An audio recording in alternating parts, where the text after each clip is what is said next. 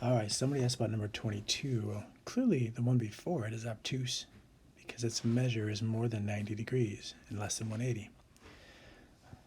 I can understand why somebody asked about number 22. It doesn't appear to be angle, it appears to be a line.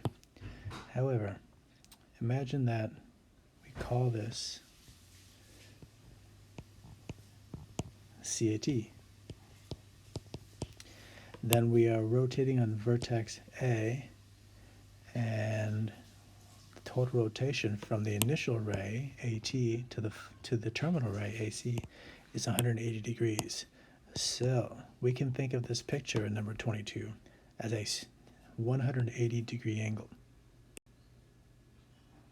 Do you recall what we classify a 180 degree angle as?